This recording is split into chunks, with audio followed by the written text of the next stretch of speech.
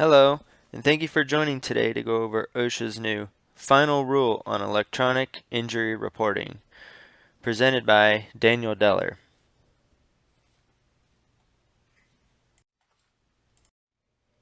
Today's webinar is provided to you by Progressive Safety Management. We provide full services as well as individual project-specific safety management and loss control services within the construction and general industries. We provide risk control assessments, job site inspections, program audits, safety training, program development, and any other type of bundled or unbundled retainer type services.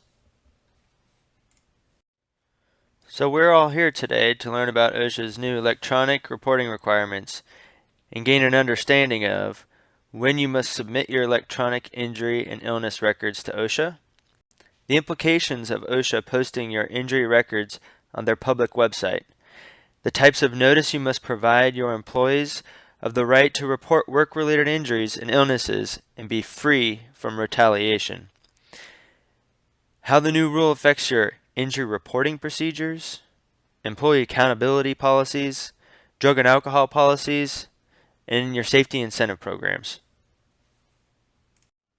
We are going to begin with the overview, and we'll refer back to this slide to keep us on track. On May 12, 2016, OSHA issues a final rule to improve tracking of workplace injuries and illnesses.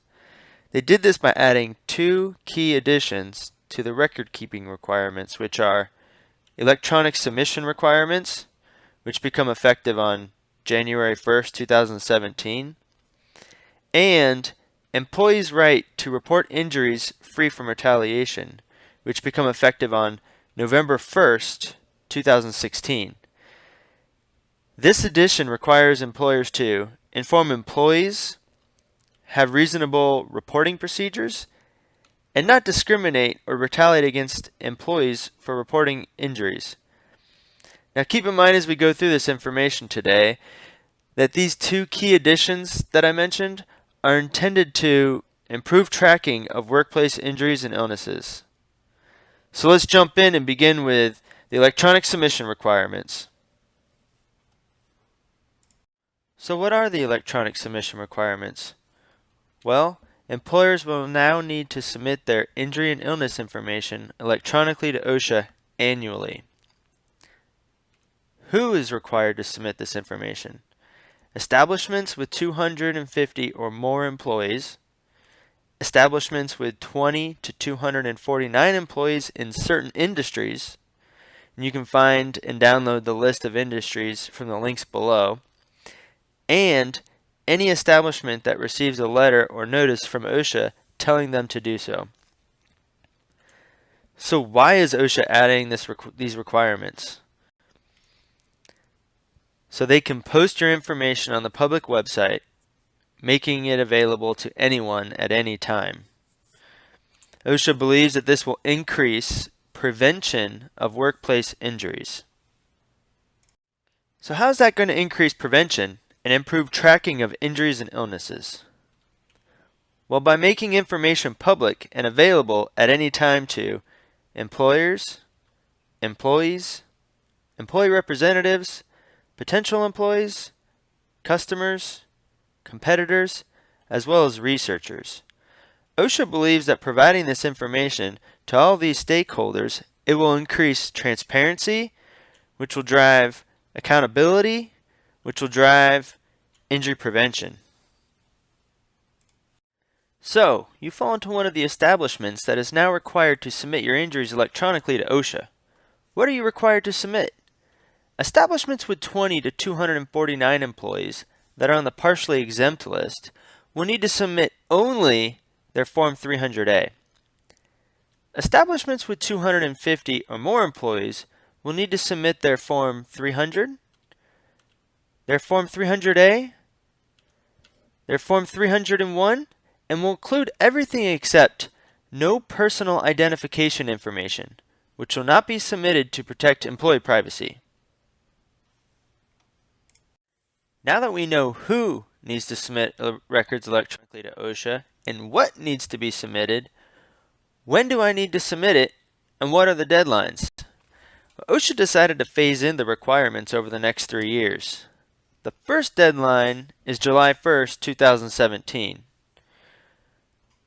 This is where both establishments will submit the same forms, which will only be their 300A.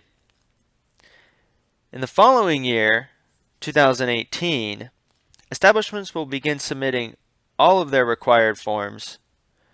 So for the establishments with 250 or more employees, they'll be submitting their Form 300A, their 300, and their 301, while the establishments with 20 to 249 employees will continue to submit only their Form 300A. These forms will be due July 1st, 2018. Now 2019 will be the last year of the phase-in requirements, where both establishments will continue to submit all of their required forms. The difference here is that the electronic submission deadline changes from July 1st to March 2nd of 2019. From this point forward, both establishments will need to continue submitting all of their required forms, and they will also continue to submit them by March 2nd every year after that. So the takeaways. The final rule adds employer requirements to submit their injury and illness information electronically to OSHA annually. It is very important to note the final rule does not add to or change employers' obligation to complete and retain injury records. So, you need to continue doing everything you have been doing and you are doing with all of your injury reporting and record keeping requirements. The final rule also did not add to or change any of the recording criteria or any of the definitions. So that wraps up the section on electronic submission requirements. If you have any questions, please feel free to post them below or email me. I'll be sure to keep the Q&A section updated regularly. Now we're going to begin covering the second key addition, employees' right to report injuries free from retaliation, which become effective on November 1st, 2016. It is important to note before diving into this section that this addition was necessary in order to support timely and accurate reporting. OSHA believes that there are many injuries being underreported, and this addition is necessary to support reporting so injury records can be accurate. We'll break this section down into the following 3 pieces: employers' responsibility to inform employees, to have reasonable reporting procedures, as well as not discriminate or retaliate against employees for reporting injuries. So employers need to inform their employees. The current requirements are employers need to inform their employees how to report injuries. So if an employee gets injured, the employee needs to know how to report it to their employer. The new requirements now mandate employers need to inform their employees they have the right to report injuries, and employers are prohibited from discharging or discriminating against employees for reporting injuries. So what this means is that you need to not only inform your employees how to report an injury, but they have the right to report injuries free from retaliation. The takeaways here are employers must inform their employees of their right and the employer's obligations. Now here are a few things to consider. OSHA says one way for employers to meet this requirement is by posting the latest version of the OSHA It's the Law Workers' Right poster. A few other things to look at and consider are your employee handbooks, your new hire orientation, and reporting procedures.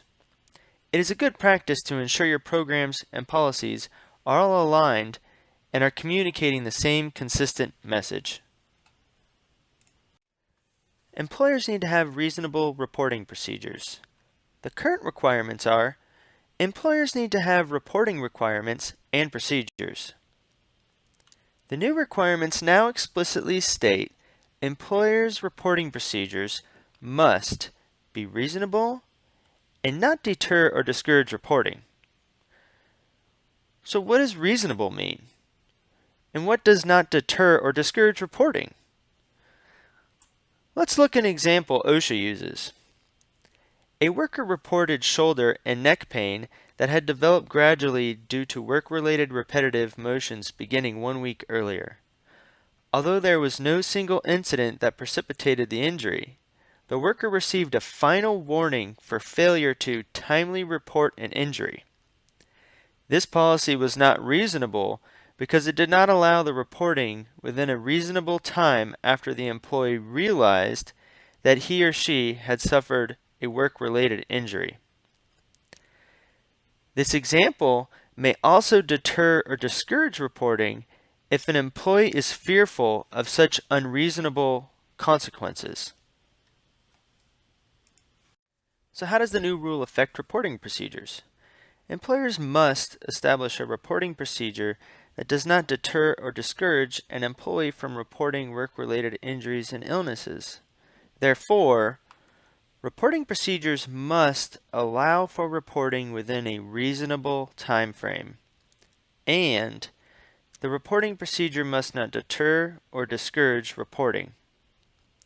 OSHA says, for a reporting procedure to be reasonable and not unduly burdensome, it must allow for reporting of work-related injuries and illnesses within a reasonable time frame after the employee has realized that he or she has suffered a work-related injury or illness. One thing to consider taking a look at is your injury reporting procedures. Most employers' current policy is that injuries must be reported immediately. This type of blanket statement is not reasonable and does not allow for injuries to be reported within a reasonable time frame. The last piece that covers employee rights to report injuries free from retaliation is employee retaliation. The current requirements are employers are prohibited from retaliating against employees for employee complaints and is found in the OSHA Act.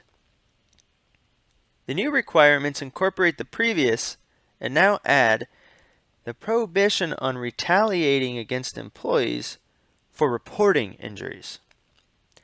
OSHA's thought here is that employee underreporting will disappear and more employees will report more injuries if employees are not fearful of retaliation, discipline, or discharge for reporting injuries. Without specifically stating it, this new addition affects employee accountability policies, drug and alcohol policies, and safety incentive programs. OSHA addresses each of these in the final rule and their interpretations. We will cover each one individually. We will begin each of these last sections with a self-assessment. Do your injury or other safety procedures hold your employees accountable for late reporting? Do you hold your employees accountable when they or someone else is injured? If so, be sure your procedures are clear that employees are only held accountable for violations of safety policies and not for being injured. If and when you do hold employees accountable for safety violations, be sure that you are clearly documenting the reasons why they are being held accountable and the safety violation that occurred. Additionally, be sure that if you're going to hold your employees accountable for safety violations, that you do it not only with those employees who are injured, but also those employees who never become injured. Consistency is going to be the key here in defending such a citation or an allegation.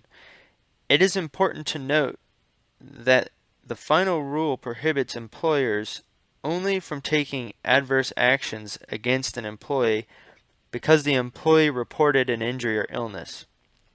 Nothing in the final rule prohibits employers from disciplining employees for violating legitimate safety rules. Even if the same employee who violated a safety rule also was injured as a result of the violation.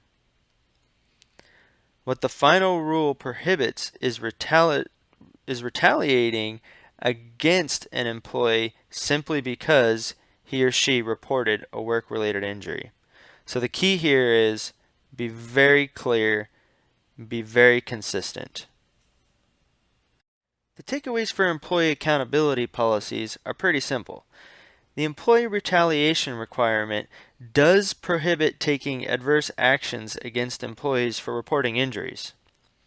It does not prohibit disciplining employees for violating safety rules. How does employee retaliation and deter or discourage reporting affect drug and alcohol policies? Ask yourself, do you have a blanket post-incident or post-injury drug and alcohol policy? OSHA believes testing in some situations can be perceived as an invasion of privacy, and that blanket post-injury drug testing policies deter proper reporting. Although drug testing of employees may be a reasonable workplace policy in some situations, it is often perceived as an invasion of privacy. So if an injury or illness is very unlikely to have been caused by employee drug use, requiring the employee to be drug tested may inappropriately deter reporting. OSHA believes the evidence in the rulemaking record shows that blanket post-injury drug testing policies deter proper reporting. The final rule does not ban drug testing of employees. However, the final rule does prohibit employers from using drug testing as a form of adverse action against employees who report injury or illnesses. To strike the appropriate balance here, drug testing policies should limit post-incident testing to situations in which employee drug use is likely to have contributed to the incident and for which the drug test can accurately identify impairment caused by drug use. For example, it would be very likely to not be reasonable to drug test an employee who reports a bee sting, a repetitive strain injury, or an injury caused by lack of machine guarding. The takeaway here is that the new requirement does not ban drug testing of employees, but it does prohibit employers from using drug testing as a form of adverse action against employees for reporting injuries. And to limit policies to testing when drug use is likely to have contributed to the incident and can accurately identify impairment caused by drug use. It is important to note, if an employer conducts drug testing to comply with the requirements of a state or federal law or regulation, the employer's motive would not be retaliatory, and this rule would not prohibit such testing. How does employee retaliation and deter or discourage reporting affect safety incentive programs? Ask yourself, do you have a safety incentive program that excludes employees if they have been injured? Do you have bonuses and or other benefits that may be affected if you or someone else in your company gets injured? Or are any of your bonuses affected by injury rates? OSHA says, ensure employees are not discouraged from participation for reporting injuries or for getting injured. Employer safety incentive policies and practices should be carefully designed and implemented to ensure employees are not discouraged from effective participation in injury and illness reporting programs. OSHA believes incentive programs cause underreporting, which may lead to employer liability for inaccurate reporting. The later concern is what is being addressed by the final rule's prohibition on employers using incentive programs in a way that impairs accurate record keeping. OSHA also says that if an incentive program makes a reward contingent upon, for example, whether employees correctly follow legitimate safety rules rather than whether they reported any injuries or illnesses, the program would not violate the provision. OSHA encourages incentive programs that promote worker participation in safety relevant activities, such as identifying hazards or participating in investigations of injuries, incidents, or near misses.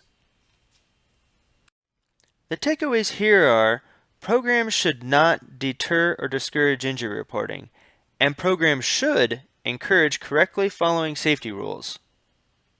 So that wraps up the section on employees' right to report injuries free from retaliation. If you have any questions, please feel free to post them below or email me. I'll be sure to keep the Q&A section updated regularly. So how does the new federal OSHA regulations affect my state? I'm in a state plan state.